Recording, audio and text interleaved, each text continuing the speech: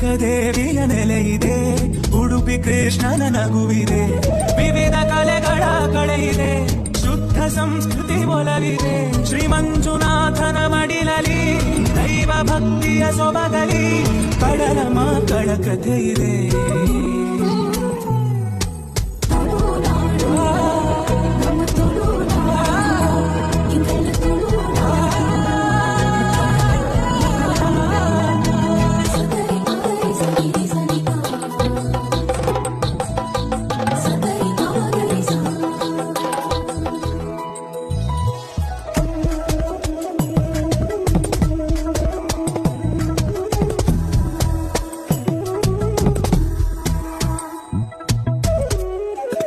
ಯಕ್ಷಗಾನ ಕಲೆ ಇದೆ, ಕೋಟಿ ಚೆನ್ನಯ ಕಥೆ ಇದೆ,